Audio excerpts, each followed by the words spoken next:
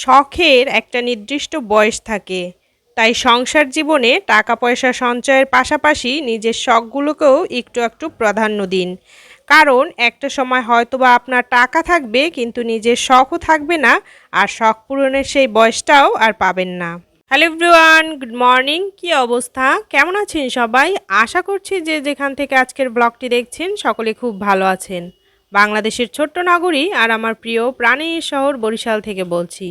নতুন আরও একটি সুন্দর দিনের সাথে শুরু করছি আজকের ব্লগটি। আর পুরো ব্লগটি জুড়ে থাকতে পারেন আমার সাথে। আই হোপ আপনাদেরও ভালো লাগবে।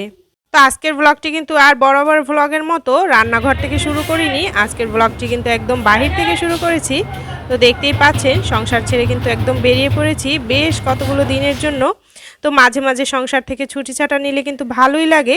আর সেই সাথে নিজের শখগুলোকে একটু ঝালাই করার জন্য বের হয়েছি। তো আপনারা তো জানেন আমি সবসময় কিন্তু অর্থ কিভাবে সঞ্চয় করা যায়, সংসারের খরচ বাঁচিয়ে কিভাবে আপনারা টাকা পয়সা সঞ্চয় করতে পারেন সেই ধরনের টিপসই দেই। তবে আপনারা এখন বলতে পারেন যে আপু তুমি সবসময় টাকা পয়সা সঞ্চয়ের কথা বলো, অপ্রয়োজনীয় জিনিস না কেনার কথা বলো, এখন আবার শখ পূরণের কথা কেন বলছো? হ্যাঁ, বলছি কারণ সবসময় তো টাকা পয়সা জমালেই হয় না, দেখা যায় প্রতি মাসেই তো টাকা জমাই। তো মাঝে মাঝে কিন্তু টাকা জমানোর পাশাপাশি নিজের ছোটোখাটো যে শখগুলো সেগুলো পূরণ করা উচিত। তো এখানে কিন্তু আমি এর জন্য ভাবলাম যে না, অনেক দিন ঘুরতে বের হই না। আগে কিন্তু প্রতি মাসেই দেখা যায় বা কয়েক মাস পর পরই এই ঢাকা আসতাম আর প্রচুর প্রচুর শপিং করে নিয়ে যেতাম। তো এখন কিন্তু আসলে দেখা যায় এটা করি না, অনেক বছর যাবৎ কিন্তু দেখা যায় ঢাকা তেমন আসাই হয় না। আর কেনাকাটা তো দূরে থাক, আগে এমনও হতো যে হয়তোবা ৫-১০ হাজার টাকা শপিং করার জন্য ঢাকা চলে আসতাম। তো এখন কিন্তু ওরকম আর করা হয় না। তো আপনারা যেহেতু জানেন আমি প্রতি মাসেই কিন্তু একটা বড় অ্যামাউন্টের টাকা জমিয়ে রাখি। তবে সেই টাকা জমানোর একটা অংশ কিন্তু আবার রেখে দেই যে নিজের শখগুলো পূরণ করার জন্য। তো সবারই আসলে উচিত যে অর্থ সঞ্চয়ের পাশাপাশি কিন্তু নিজের শখগুলোকেও একটু পূরণ করা। না হলে ওই যে প্রথম দিকের কথাগুলো বললাম, একটা সময় হয়তোবা আমার অনেক টাকা থাকবে কিন্তু আসলে এই শখগুলো আর থাকবে না, আর শখ পূরণের কিন্তু বয়সটাও থাকবে না। তখন আজকে নিজের শখটা পূরণ হলে যে আরামটা বা যে মজাটা পাবো সেটা কিন্তু আসলে দেখা যায় ২০ বছর পর পাবো না। তো এর জন্য আর কি বললাম মাঝে মাঝে কিন্তু নিজের শখগুলো পূরণ করা উচিত। আর আপনারা তো জানেন আপনাদের ভাইয়া অনেক বেহিশিবি, তো ভাবলাম সে যখন ঘোরার চান্স দিচ্ছে তো কেন চান্সটা নিব না, যেহেতু সে টাকা পয়সা তো নষ্ট করেই ফেলবে। তো সেই ফাঁকে যদি সেই টাকাগুলোকে কাজে লাগিয়ে একটু ঘুরে আসতে পারি তাহলে আর ক্ষতি কি। এছাড়াও কিন্তু অনেক দিন যাবত ইচ্ছে ছিল যে ঢাকায় অনেক সিরামিক্স প্রোডাক্ট অনেক কম দামে পাওয়া যায়। তো এর জন্যও কিন্তু আসা, মেইনলি এর জন্যই আসা। দেখা যায় যে বরিশালে কিন্তু প্রতিটা জিনিসের অনেক দাম, আপনারা জানেন হয়তো বা অনেকে। আমি আমার কয়েকটা ব্লগে শেয়ার করেছিলাম যে আমার প্রাণের শহরে সব কিছু সুন্দর থাকলেও জিনিসপত্রের কিন্তু প্রচুর দাম। তো সেই তুলনায় কিন্তু ঢাকা থেকে নিলে অনেক কম দাম। তো ভাবলাম আপনাদের ভাইয়ার ট্রেনিংয়ের জন্য অফিসের যেহেতু আসাই লাগবে, তো সেই সুযোগে বড় আপুর বাসাও বেরিয়ে আসি। আরেকটা কথা কিন্তু আপনারা প্রায় আমার অনেক ব্লগেই জিজ্ঞাসা করেন যে ভাইয়া কি করে। তো আপনাদের ভাইয়া কিন্তু আসলে ব্যাংকে জব করে। তো এই কথাটা আপনারা জিজ্ঞাসা করেন হয়তোবা এই কারণে যে আমি এত কেন হিসেব করে চলি। তো এবার বলি, আপনাদের ভাইয়া কিন্তু ব্যাংকে জব করলেও আমি কেন এতটা হিসেব করে চলি আজকে সেই বিষয়টা আপনাদের সাথে কিছুটা শেয়ার করব। তো এখানে আপনাদের দেখাচ্ছিলাম যে গ্রাম একটু, তারপর আবার লোকালয়। গ্রাম, বিভিন্ন রকম প্রাকৃতিক দৃশ্য, তার মাঝে মাঝে এরকম লোকালয়। তো এই জিনিসটা কিন্তু আমার খুব বেশি ভালো লাগে। আমার কিন্তু ছোটোবেলা থেকে একটা স্বপ্ন ছিল যে নিজের টাকায় গ্রামে, এই ধরনের গ্রামে একটা বাড়ি করব নিজের নামে। তো এই জন্যই মূলত আমি এত টাকা পয়সা হিসেব করে রাখি। আমার অনেক দিনের ইচ্ছে, বিশেষ মানে বলতে পারেন একদম ছোটোবেলা থেকে ইচ্ছে যে গ্রামে আমার একটা বাড়ি থাকবে। যেহেতু আমার জন্মটাও বরিশাল শহরে আর বিয়েও কিন্তু বরিশাল শহরে, এর জন্য আমি মানে সবসময় চেয়েছিলাম যে গ্রামে এই যে চারপাশে প্রাকৃতিক দৃশ্য থাকবে বা প্রকৃতির সাথে মিশে যাওয়ার একটা ব্যাপার থাকবে, আর তার মাঝে মাঝে আবার লোকালয় যে থাকে এই ধরনের গ্রামে একটা নিজের বাড়ি থাকবে। তো এই জন্যই মূলত আপনাদের ভাইয়া আসলে এত লাক্সারিয়াস বেতন পাওয়া সত্ত্বেও কিন্তু আমি অনেকটা সঞ্চয় করে রাখি এবং প্রচুর হিসেব করে চলি একটু একটু, যাতে নিজের নামে একটা বাড়ি করতে পারি এই ধরনের গ্রামে।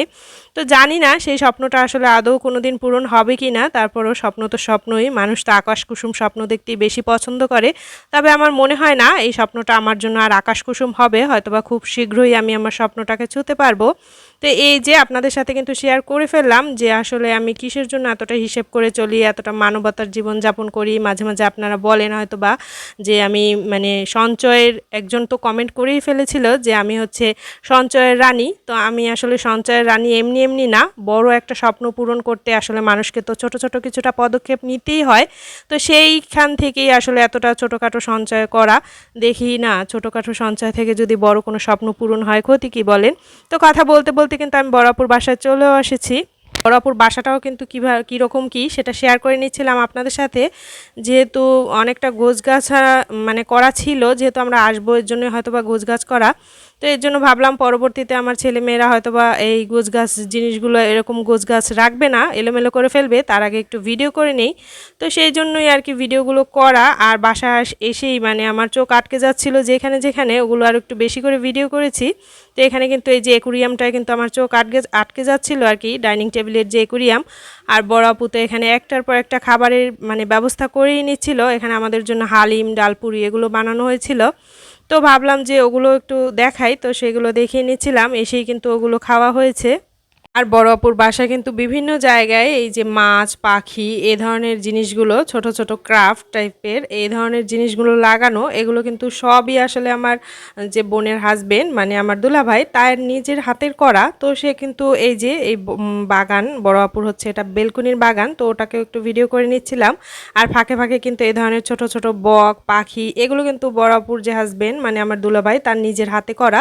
তিনি আবার প্রচুর শৌখিন মানুষ এবং তার হাতের কাজ কিন্তু অসাধারণ। সে কিন্তু মানে নিজের হাতে অনেক সুন্দর, সুন্দর জিনিস বানাতে পারে একদম মানে ফেলে দেওয়া আইটেম থেকে।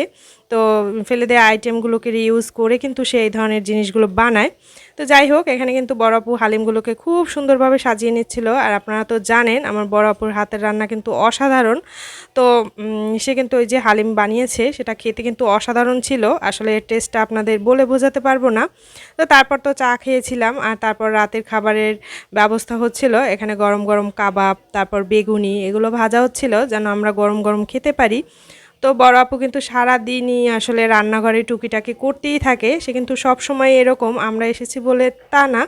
তো সে কিন্তু সবসময় দেখা যায় রান্নাঘরে টুকিটাকি এটা সেটা রান্না করেই থাকে। বাহিরের খাবার তারা খুবই কম খায়। তারা কিন্তু বাসায় বাহিরের সব খাবার রান্না করে নেয়। এতে করে কিন্তু বাহিরের থেকেও টেস্টটা ভালো আসে। তো এখানে ছিল রোস্ট, পোলাও, কাবাব, বেগুনি। তো এই যে এখানে কিন্তু রোস্ট ছিল আর রোস্টের স্বাদ তো অসাধারণ ছিল। আর আগের একটা ভ্লগেও শেয়ার করেছিলাম বড় আপু যখন বরিশাল গিয়েছিল তখন কিন্তু রোস্ট রান্না করেছিল এবং রেসিপিটাও আপনাদের সাথে শেয়ার করেছিলাম। আপনারা অনেকেই কিন্তু সেই রেসিপিটা পছন্দ করেছিলেন। আর এখানে কিন্তু এই যে মুগ ডাল থেকে মাছের মাথা মানে মুগ ডাল দিয়ে মাছের মাথা রান্না করা হয়েছিল। তো এত বেশি রান্না আসলে ওই দেখা যায় জার্নি করে তারপরে এই ডাল, পুরি, হালিম এগুলো খেয়ে আসলে খাওয়ার মতো অবস্থাও ছিল না। তবে রান্নার টেস্ট এত অসাধারণ ছিল যে সব কিছুই আসলে অল্প, অল্প করে খেয়ে নিচ্ছিলাম আমরা।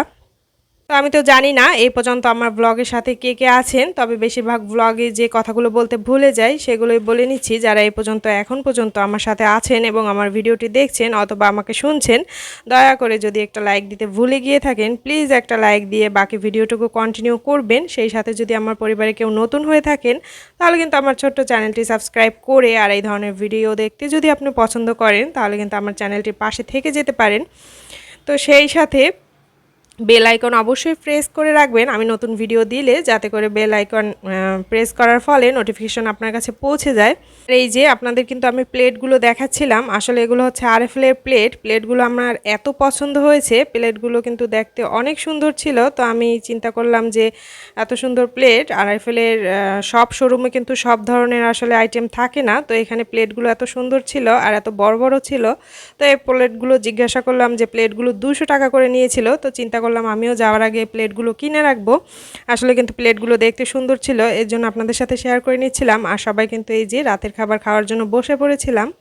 তো তো আমি আবার একটু ভিডিও করার জন্য পরে বসেছি, এজন্য ভাবলাম সবাই যেখানে খাচ্ছে ওখানে একটু ভিডিও করে নিই। তো আজকের ব্লগটি কিন্তু এখান থেকেই শেষ করছি, দেখা হবে নেক্সট কোনো ব্লগে। এখানে এই যে খাবার পরে কিন্তু আবার মানে রসমালাইয়ের ব্যবস্থা ছিল, তো ভিডিওটা আসলে ধরাটার স্টাইলটা আমার ঠিক হয়নি, যেহেতু 9:16 স্টাইলে ধরে ফেলেছিলাম, তো ওটাই শেয়ার করে নিচ্ছিলাম। তো খাবার পরে আসলে ডেজার্ট হিসেবে এই রসমালাই ছিল, আর এটা কিন্তু বরিশাল থেকে আনা হয়েছে, যেহেতু বরিশালের রসমালাই আর কি সবাই খুব পছন্দ করে। তো আজকের ব্লগটি এখান থেকেই শেষ করব, আর আমি আমার নেক্সট ব্লগে কিন্তু দেখিয়ে দেব আসলে কি কি সিরামিক্স প্রোডাক্ট কেনার জন্য এসেছি। আর এই সিরামিক্স প্রোডাক্টগুলো কিন্তু সব 100 টাকা করে পিস ছিল। তো পরের ব্লগে আমি এটাই শেয়ার করব, আশা করছি আপনাদের অনেক অনেক ভালো লাগবে, কারণ আপুরা কিন্তু এই ধরনের ব্লগ দেখতেই বেশি পছন্দ করেন। তো দেখা হচ্ছে নেক্সট ব্লগে, সে পর্যন্ত সবাই ভালো থাকুন, সুস্থ থাকুন, টাটা।